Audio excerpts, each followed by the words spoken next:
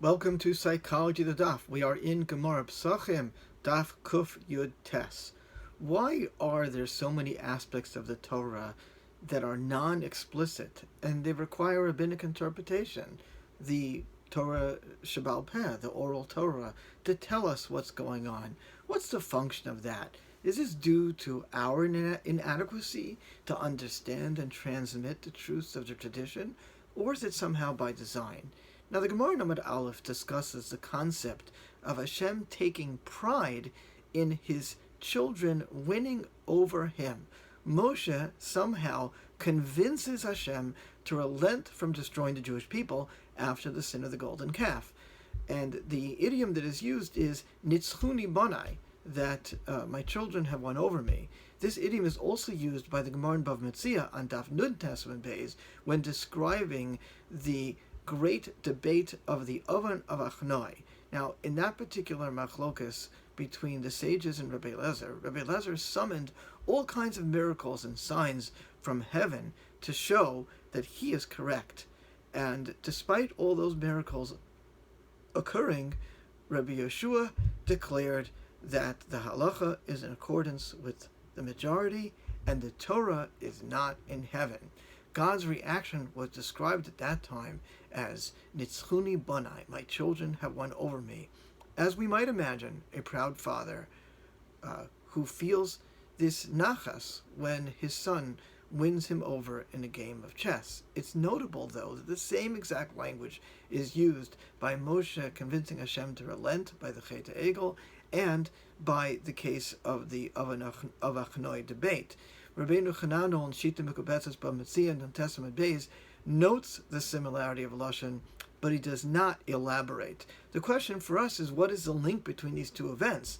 Furthermore, the victories are quite different in character. In the Oven of Achnai debate, it is the rule of subjective halachic perception, and the majority wins over the actual heavenly truth.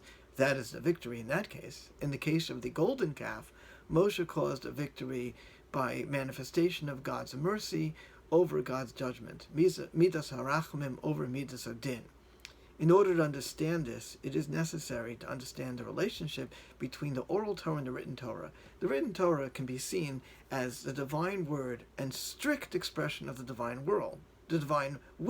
The oral Torah, though, is a dynamic combination of the oral tradition from Moshe and rabbinic derivations, reasoning, and logic, as it attempts to encounter the real world. So we can think about it as Torah Shebeksav is exactly the way it should be in theory, like blueprints, but rarely do things go according to the plan or according to blueprints. As we hit reality, we need to make adjustments. That is the space of the Chachamim, of the Sanhedrin, and the Torah Shabbal Peh.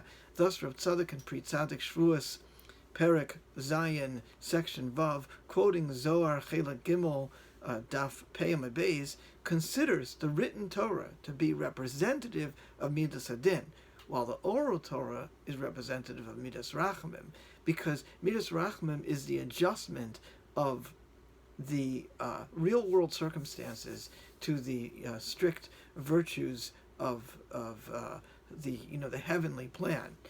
As was noted in other psychology of the Daf discussions, notably see Psychology of the Daf Pesachim, Daf Pei Aleph, invariably the Torah Shabbal Peh and the rabbinic interpretations of the verses are more lenient than the strict literal meanings.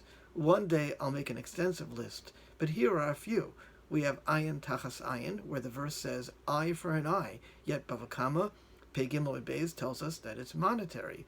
We have the Pasuk that says you should administer 40 lashes, Arbaim Yakenu, yet the Gemara in Makos, Daf Chaf Beis, tells us only 32.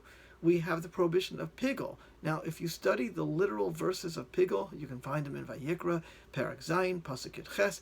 It is clear from the literal meaning of the Pesukim that the korban becomes retroactively ruined, and the one who ate from that korban will violate the prohibition of Piggle, even though it was the Kohen that delayed in the consumption of the other parts of the sacrifice. Yet we know that the oral law, see Rashi over there, understands that Piggle is not about the action or the delay of the Kohen. Piggle is about the intention. So if the Kohen does the avoda with the intention to eat the sacrifice beyond the time, the intention will ruin the korban. Yet again, though, if you look at the psukim, the literal psukim sound like if the Kohen delays in eating, then the one who brought the sacrifice, which could be either a different Kohen or maybe even the owners of the Kohen, will suffer violating Piggle, which of course makes no sense and would be cruel. Why should one suffer for another person's actions?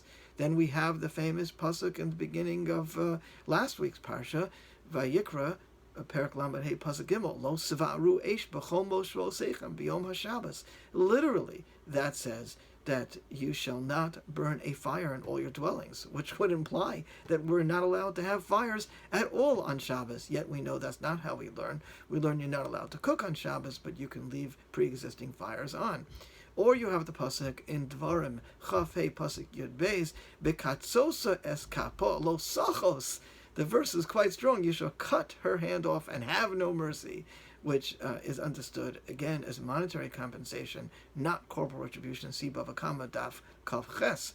And we have then the verse in Bamidbar, Perak Yud Tes, Pasuk Chaf, if anyone who has become unclean fails to cleanse himself, that person shall be cut off from the congregation, for he has defiled the Lord's sanctuary. Now, the Pasuk itself sounds like just the passive remaining tummy leads to a defilement, and the person will suffer the punishment of kares.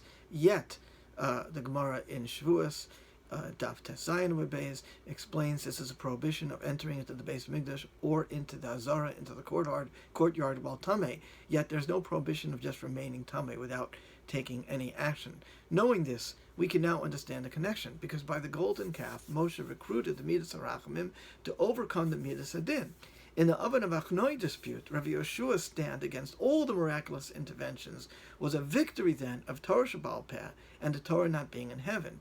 When the Midrashic literature refers to man as winning over God, it is about man taking ownership of how the Torah needs to be applied in this world once it becomes of this world. For more about this, you can see the Maharal and Beragola, Dalid. Returning to the father-son archetype, certainly as parents, we encounter this experience too. We have to learn when to let our children own their lives and when to not merely let them win, but even to rejoice in their success, regardless of our plans for them.